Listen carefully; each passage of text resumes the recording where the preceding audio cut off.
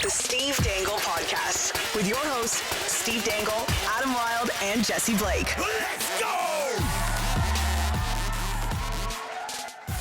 Episode 3 of All or Nothing Fan Reaction.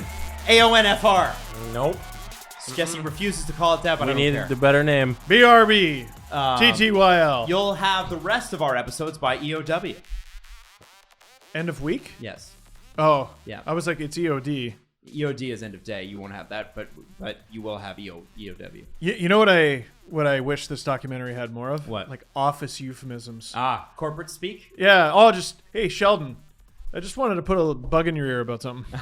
Well, what it does have is a COVID scare. And it kicks it off with William Nylander. And context, the Vancouver Canucks are involved in this too, because remember, they missed a bunch of games too. This was, you were kind of wondering, well, during the season, you were wondering, when is this going to potentially pop off? Because there were 1,000 opportunities for it to happen. The Leafs were relatively unscathed.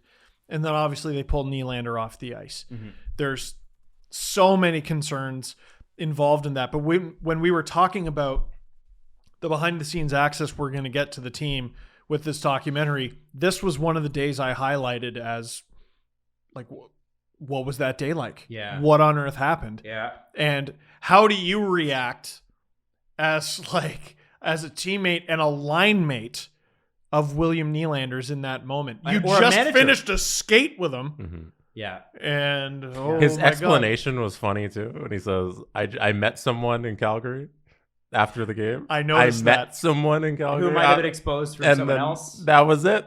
And we never got any more details on who he might have met or in what location or what happened. I mean, if you're Willie, would you? No, not at all. That's why he's an international man of mystery. Exactly. Hey, that's just, it's just a good old Canadian boy having a fun time in his hometown. That's true. all true. All of that is actually true. It is his hometown, and he is a good old Canadian boy. I do think I laughed at that, but also understand why that's a little bit dark. And then beyond all that, we know how it ended. Yes, everything was fine. Yes, thankfully, and he didn't get to play, which was a bummer, and like he was in protocol or whatever. But beyond that, and we haven't mentioned this room. This is the Leafs video room where they all sit after the game, and they have these beautifully socially distanced chairs, like to the inch. And what I love about those chairs is they look like the most comfortable chairs in the world. And they are not cheap chairs, by the way. Those lounge sofas. Those are like Crate and Barrel chairs. And those are not cheap. Very nice. It's like a $50,000 room. Oh, easily. MLSE spends money, I think is what we learned. Okay. I'm not letting this go. Adam is right about the office. No. He's right about Dubas' office. It's so ugly. Why wasn't he sitting in one of those chairs? I know. Why do the players get better chairs? If Dubas wanted a better office, he would have it. It is very adequate for his needs. I don't know. I'm going to fight this to the death. He's trying to stay humble? Yes! Stay true to his Kyle roots? Dubas in that room has everything that Kyle Dubas wants. You don't think if Kyle Dubas wanted a better office, he could get a better office? I'm saying he should want for more. He has what he wants. And that's he is happy. A warm cardigan, some matching glasses. And a board where you can put salary caps. That's all he wants. Here's a magnet. What if it's Brendan Shanahan big dogging him? You can't have furniture till you're 40. Yeah. Only adults get furniture. Only closers get furniture here. Yeah. We need to get to closing. You want deals. a chair? I want an appearance in the second round. We will get to closing. You want Okay, now. Hey, Shanahan said it, not me. Hey. In the scenario in my head. Hey.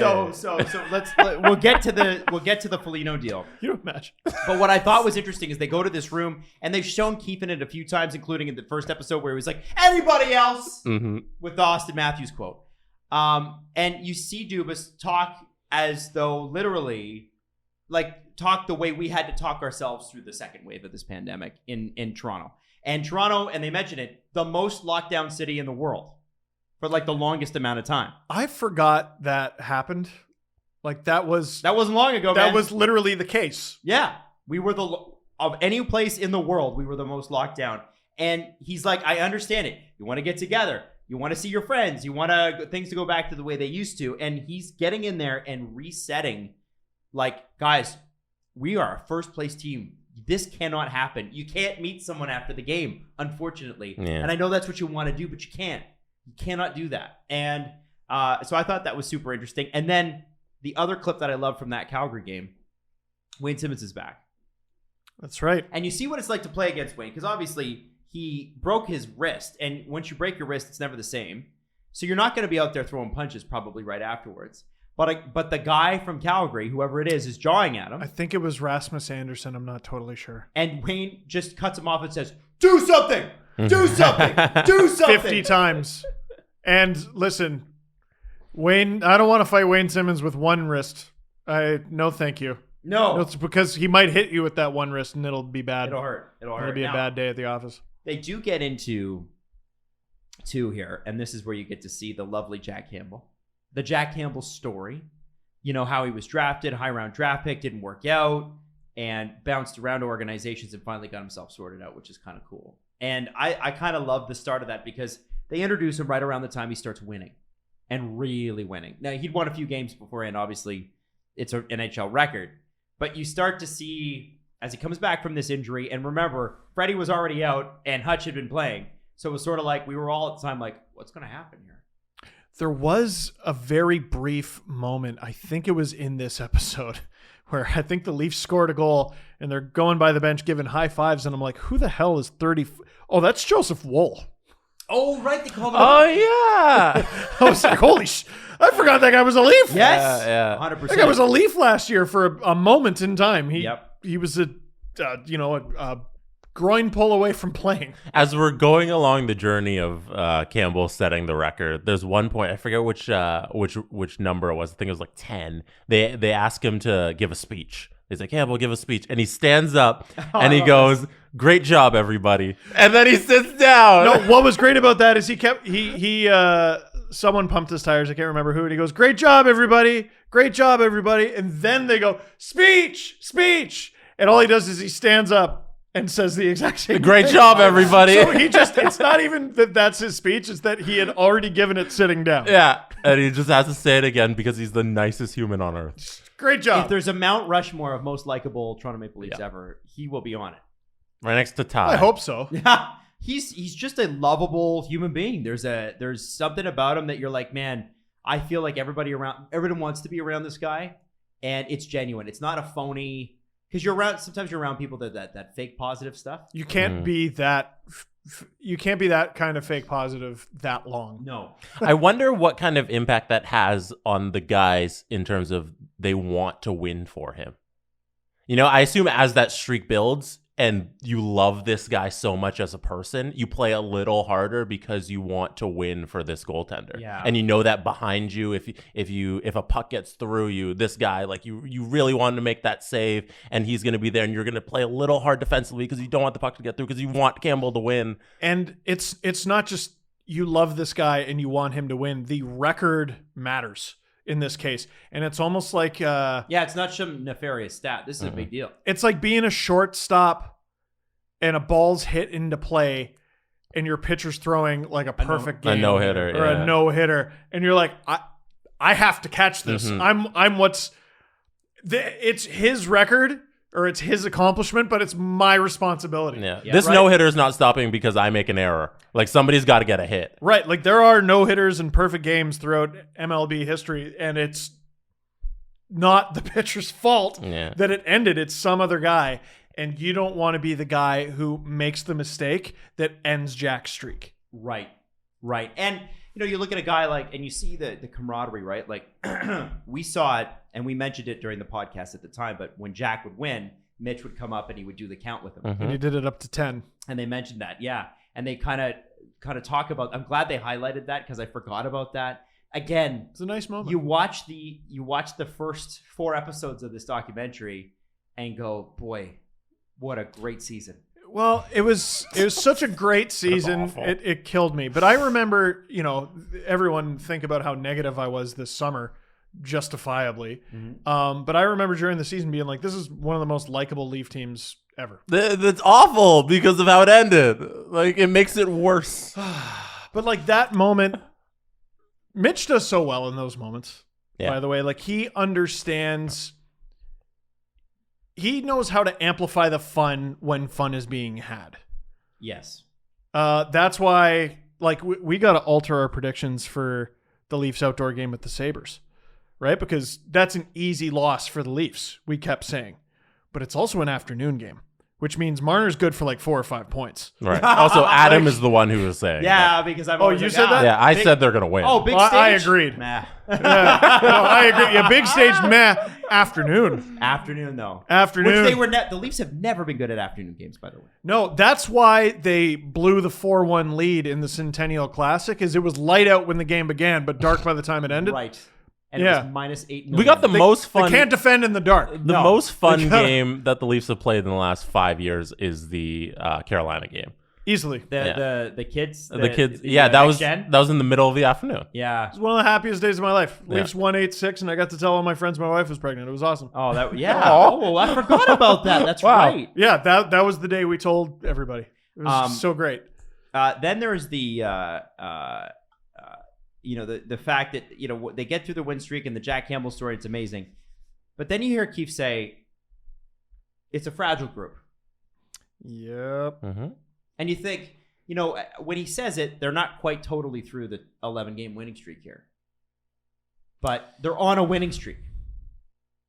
They've won 3 or 4 in a row at that point. But he's still not satisfied. They're not that he's not satisfied. They're a fragile group. That's a fragile, like you could say somebody is, they're not feeling themselves. They're not confident. They don't have their groove. Fragile is another level. That means something. And you don't hear hockey people using fragile very often unless they really mean it. That's true. That is how we talked about bad guy being the worst thing you can call a player in hockey? Yeah. Fragile's that's a tough word. Yeah. That's a tough word in hockey. And what we're seeing with their goal that they very explicitly articulate in each of the first 3 episodes, is, and this is why running it back is such a tumultuous decision, is they very clearly understood the problem from before the season began. It remained a problem the whole time, and the season ended because of that problem. Who? That's concerning. Right. That's extremely concerning. And we haven't even talked about episodes 4 and 5 yet. Right. Right. This is tough. Well, they do jump from fragile to Muzzin and Holl golfing in Muzzin's backyard, which I love. So this is one of the things with Seattle. And, we talked about Holl and, why don't you just expose him? And then there was the whole thing about you can't get players like that for $2 million. But I also kind of forgot, and this reminded me, he's another loose guy. The team really likes him. Okay. He's a popular player with that team. I don't know if that's widely known, so that's good that you mentioned that. Yeah. So what I remember stood out to me. I was at the when the Leafs visited sick kids, and they all. This is pre-COVID, so it's one of those memories that feels like it was 1,000 years ago, and really it was like 2. But the Leafs visit sick kids. Babcock was still the head coach, and Justin Holl is doing all the Fortnite dances, getting his teammates to laugh while, baking cookies and making the kids laugh and everything. But that was the season he played 11 games. Yeah, and he scored in the first 2 on the dad trip or something like that. Yeah. And I'm I remember in that moment seeing that and watching the footage back when I was editing it going, how is this guy so positive? He's having a nightmare of a season. They won't let him play. Why are they even keeping this guy around? Why are they holding him hostage? And I think the answer is he's a mensch. Yeah. He's a good guy. And then he got his opportunity. And he's talking about he's a good how player we too. need, what I liked about Muzzin in that clip was he's we need to spend more time together. This is good. Muzzin's so damn important to enjoying, the team. Oh yeah, enjoying the lockdown God. and going, we need to be spending more time together as a team. This is good. And you see that in one of the previous episodes too. They're all working out together because what else are you gonna do? Yep. And I loved that because there was a real bond here, and there have been rumors in the past, and all teams go through this where maybe you're just not best friends with the guy next to you. But this team really seemed close, and those two especially. I hope that we see more of the two of them in their personal lives, because it was sort of a nice little glimpse into what the two of them are like. And I understand COVID, bit of a challenge to get them together, right? We weren't allowed to see anybody. Popular and like really well liked. And you could tell, I can't remember if it was this episode, when he scored the overtime winner. You can tell by a teammate's reaction. Obviously, it's an overtime winner. You're going to get a big reaction. But you can always tell. I love the bench shot because you can see who looks at who first. Yeah. Yeah. And the way they look at Holl, like they loved getting one for him. Yes. It meant something to them that they got one for him. I'm sure part of that is he doesn't score very often, but he's a really well-liked and obviously funny guy on that team. Time check, Jesse? About 15 minutes About left. 15 minutes. Okay, that's good. That's good. Now, we go back to the COVID situation. Right. The Vancouver Canucks have, and I remember, this was a big bone of contention. Should they even come back at all? Yeah. Yep. Right? That was the topic. Should they even come back and play their last place? And they're not very good, and it's been a nightmare season anyway. And all of a sudden they're going to come back from COVID and play after 2 weeks. Like and these guys had it. It wasn't like protocol. They had it. But there were some arguments, interestingly enough, that, okay, they've been bad, but that doesn't mean they will be bad. And they have enough games left because they've been off for so long that they could theoretically make the playoffs. Yes. Right. And you remember the whole fiasco of them being scheduled to come back on that Friday, and then them talking with the NHL, and then it got delayed, and then because they're like, we can't do this. It was too soon. And then Dubas got very upset. Dubas on the phone is like, Vancouver couldn't play 5 and 7, but you're making us play 5 and 7. Yeah, what the why hell are is we that? getting So fucked? they wanted us to play back to back here or back to back there, and I forget what the days were exactly. But I think what pissed him off the most, and that's what's so interesting about that scene, is like, we can do it, but they can't. What the hell? Fair. But I think he's more upset by the fact that, and I don't know if it's fully known how it happened, but I get the sense that he's pissed off because it feels like, to me, it happened because somebody was irresponsible. Oh, at the Canucks. As in, he knows how it happened, and it happened because somebody was irresponsible. I've heard whispers. And I have heard whispers as well. Yeah. And so I Jesse think... told me. And he whispered it in your ear. Yeah. He just gently rocked you from behind and whispered that. Guess what I heard? Okay, that's enough. We didn't need the I love you forever visual. But it was just interesting to hear him go, and you never see Kyle Dubas get mad about anything ever in front of the media. So him getting like, I don't understand why that's got to be our problem. Having him, he wasn't even that mad, but he was mad. He was elevated, which we never get to see. I was cool to see that. And honestly, at the time, did we make that much of a big of a deal of the scheduling? I think we did because we understood what Vancouver was dealing with. I think we definitely sided with that it was too early for them to come back. 100%. But I don't think anybody really noticed the Leafs' perspective of that. Hey, now they have to do that same thing. Yeah, well, and I feel like there was an air of, well, what do we do though? Right, there's no other option. The season has to end on a date. Like, what do you do other than okay, there are no tickets sold. So hypothetically, could you literally scrap the schedule entirely for all 7 Canadian teams and completely rewrite it? But how do you do that? There's TV implications. Yep. Right? Does every team have to have the same amount of home games?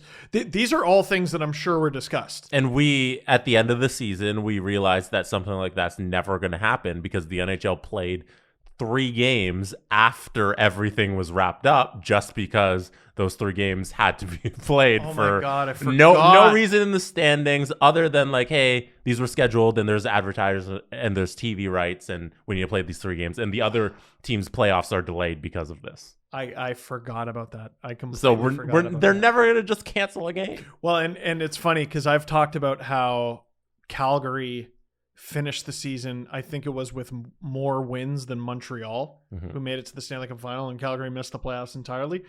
Well, it wasn't quite that close because I don't remember how many of those final few games they won, but they came after the season was Done. I think it was for everybody else. two of 3 for Calgary. I think you're right. Yeah. God, what a weird man. I forgot all After about the that. season's done, yeah. What a, Are we? what a blur. Can we Yeah. get to the other Dubas moment? Well, and this is what is it like when a guy makes a trade? And this isn't any sort of trade. This is a guy that is trading for trading a first round pick, and that's a big deal. Time check, Jesse. By the way, 10-ish minutes. okay, great. So first off, leading up, you find out how difficult this trade deadline is because they know that if Freddy's not healthy, they need a goalie. And they don't know if Freddy's healthy. And they don't know, and they can't get a sense. And the trainer's like, I don't know either. Right? You can't. Is Freddy off the ice already? Yeah, I believe is the yes. quote from Keefe. Yes. Oh yeah. Is this oh yeah, it's amazing how little they seemed to know of the situation. Right. Yeah. And it makes what years ago Mike Babcock said, I don't know what the injury status is. I'm just told when he's ready to play. That's literally how it And works. That's probably how it needs to go because you don't want the GM going, so are you ready yet? Because you're going to feel under pressure, right? Yeah. The whole point is to get him healthy. So the trainer acts as the in-between. And, I mean, so Freddie's not healthy. So they got to worry about what they're going to do with their picks. And they still want to go out and get a forward who's going to make an impact. And Nick Foligno is the guy they choose. And it's so interesting to hear the call because everybody's sitting around the desk in a much nicer office than Dubas has with a big desk. And because it's because Shanny's in that office. Shanny's not spending time in Dubas' Saying office. nothing and Nothing. looking terrifying. Yes, he isn't He says quite a bit. imposing. Have you ever stood next to Shanahan? Oh. Yes. Okay. So are you about the same height as I he is? think I might be taller than So him. when I worked for the Leafs at Leafs TV, he walked by and it was just like everybody kind of watches, and then he looked at me and he said, "Hello," and I said, "Hello, Mr. Shanahan," and I am almost 30 at this point, and I'm still intimidated. So I can only imagine what it would have been like. And so Dubas rightly picks up the phone and leaves the room to have the conversation, but he's mic'd. With Jarmo Kekalainen. And Jarmo, being Jarmo, who's kind of a badass, Oh. wants He's so good at what he does, man. he wants a Like, third round pick. A first and a third. He's like, listen, I got 4 teams with a first round pick. You want to get this done, you got to give me something else. Which you can't validate. It's Yeah, it's negotiations. You can lie on the other end if you want. Yeah, 100%. You could say it. I'm sure maybe 1 or 2 of those is true. Maybe not 4. But he says, dude, this is what it's going to take to get it done. Can I get your I can't. He couldn't trade his third because he had it tied up in something else, I think he said. right. Mhm. So then he said, Which well, I think was Riddick. yeah, he wanted to give him a fourth. Mhm. And Jarmo said, well, no, you're going to have to give me your third next year. And he's like, I don't want to trade away next year because I don't know where we're going to be at next year. Mhm. So then he's like, well, it's going to have to be 2 fourths then. It's gonna have to be soon. I wish we could have got his call with the Sharks Oh, because they were the third team, Yeah. To right? make that happen? Yeah. That would have been nice. But you definitely saw. You see how it's like Alan Walsh described, kind of, except he was talking about contract negotiations. This trade happened in 30 seconds. Yeah. They just, I'm sure there was a month's worth at least of framework that led up to it, but what ultimately mattered was deadline. about 30, 45 seconds. Mm-hmm. And then what is it? Alan said, deadline clears your head, basically. Yes. And Yeah, it clarifies the mind. clarifies the mind. That's it. Beautifully said. So, I don't think Shanahan liked how it was. I don't handled. either. You don't think so? Okay, tell me about that, because I didn't think he was that bad about it. That wasn't the impression I was left. Go ahead. He definitely, I thought, well, and even Dubas's body language a little bit. He's uncomfortable with it. He's uncomfortable because he understands the weight. Mm-hmm. And it's interesting because the whole talk is the group is fragile. The group is fragile. But then you see a little bit of fragility with the management in that moment because they understand the weight of what they've just done. Mm-hmm. They talk about how important Nick Foligno is to the group. And, healthy Nick Foligno with that group, I really do think was such a good fit. And it's such a damn shame. And I'm sure we're going to learn more about that. But if you give up a first and 2 fourths for a player, you want them bad. And as soon as you hang up that phone It should be high fives around the room, Yep. yelling and And it screaming, wasn't. jumping up Yep. and down. And it wasn't. The president's barely saying anything. And the GM is just like, yeah, well, I would have felt dumb if I let a 4th round pick get in the way of, and he's like flippantly talking about 4th round picks. Like, I draft some pretty good players in the 4th round. It was, they understood the weight of this. This was a risk. No one's going to pay more for anyone at this deadline. And we have to win. We have to. We already had to. Now we have to even more. I think post deadline, like the following 3-4 months when we're talking about that deadline, and we see that was the biggest price paid on that day. And it felt like in that moment they realized, hey, we overpaid extremely for this guy. This better work out. And it wasn't happy, and it wasn't the joyous moment that they got Foligno. And I don't know if it's a failure because of how it played out, or if you can classify it like that because with retrospect. But in the moment, it definitely was just a risk play and not winning a deal. I think everybody realized that. You have to overpay when there's a bidding war, and there were four first-round picks in play. According to Keckline. I think Dubas got a little bullied in that moment. Yeah, but it's a GM using leverage in a season where he's had none. Yeah. Like there's leverage in being a good team. It's great to be the GM and of a not good being team. fragile and not having everybody know it. Well, but then it is very interesting that video is out there now. I want to see Dubas an hour later, Brendan Shanahan saying Taylor Holl went for this. Oh, man. I want to see that.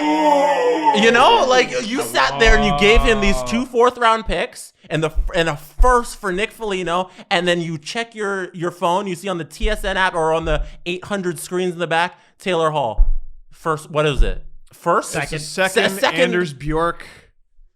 And I don't know. Something that you could have easily paid the price for. I think the Leafs, if they had gotten Taylor Holl, would have had to pay it first. That's what I think. on them then. Well, I just think that's what the leverage you would give them. But yeah, anyway, it was a fascinating scene. It was one of my favorite scenes. The Leafs, the Columbus probably wasn't getting offered a first by anyone who was leading their division. True.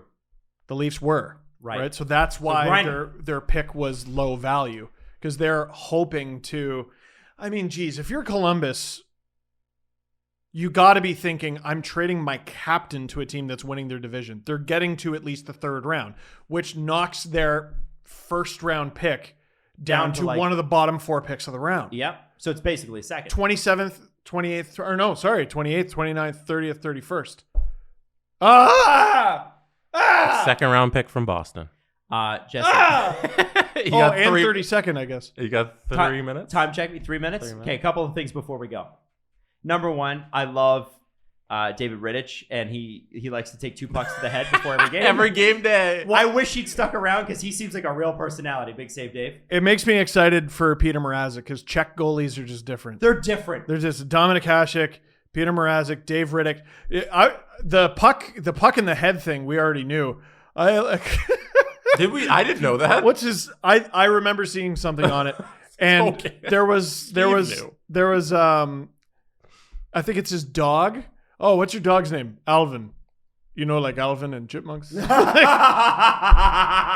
Dubas is like, okay, all right, whatever, man. Cool. That's so true. There was also Freddie another Steve moment in this episode. Oh yeah, there was. What did I say? I forgot. This is the second time you were in the. What did you say? Oh, Nick Foligno. Yes, yeah, that was it. That was great. And then lastly, the scene that again, cost them $25,000, by the way. So, no. The last thing that I thought was super interesting about this one is Freddie Anderson, and this is the looming crisis, right? They acquire the other goalie, but they put Freddy in, and it's not good, and a lot of goals go in. And it's Steve Briere and Sheldon Keefe and Kyle Dubas, and they're all in the same room. And, well, I mean, you guys know what happened. To me, it's one of the most staggering scenes in the whole thing, in all of the 5 episodes. Oh, yeah. Where they're saying, And this goal went in, and this goal went in, and Steve Breer's like, well, one of them went off Hyman. It's and two. Two went off Hyman's pants, and Keefe just goes, fuck off. Fuck off. Yeah. Like that. Like he's not ready, and you said he was going to be ready, but he's not ready. And it was, again, this whole hockey thing not being rocket science. It was great to see in an NHL management office, hockey Twitter in a nutshell. Yeah. That was a legitimate argument is, well, what are you supposed to do when the puck goes off this guy or that guy? And it's Keefe saying, rightly or wrongly, you need a save on one of them. Well, what are you supposed to do? Fuck off. Find it. What's it? Yeah. Because the thing is, for Keefe, you win or you don't. Those goals are going to happen. They are going to happen. Fluky shit that hits someone, and it's going to happen. But if it starts to happen a lot, which it was, you need it.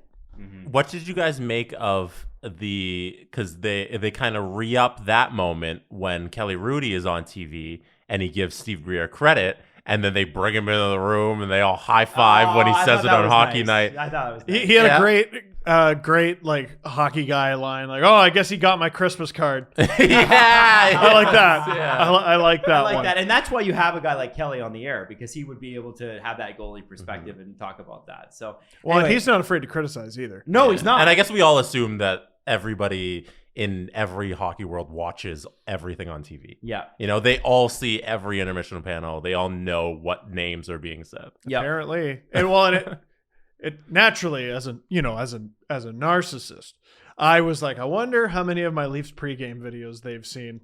And I was like, specifically, did they see my Peter Holland one? when remember Peter Holland goes to the Coyotes. Do you remember this? When he scored on a He goes to the Coyotes 5 years ago? And and before the game, I said, how's he going to end this game? Because he's going to score the winner. And he fucking won it in the shootout. You did. So That did happen. You're hoping that Babcock saw that and gives you a high five one day? No, Babcock would have been on the ice, but like Dubas would have saw it. Yeah. I guess. Although it was in the Lou Lamoriello era, so like TVs were probably banned. Strong ending. They Guys, were strong all ending to taped this up. episode, for sure. I don't think Adam liked this story. I'm just giving you a hard time. I'm giving you a hard time because Fuck I off! have There we go. We got All right. there. So, 2 more episodes to go. You'll see one tomorrow, and the next day it is All or Nothing, Toronto Maple Leafs edition from the Steve Dangle podcast. So excited to bring you the No, call it your stupid name. AONFR. 4. 3. Well, 3, and then 4 tomorrow. Right. Yeah, 2 more of these. Peter Holland. The Steve Dangle Podcast. Follow the guys on Twitter at Steve_Dangle, at Adam WYLDE, and at Jesse Blake. The next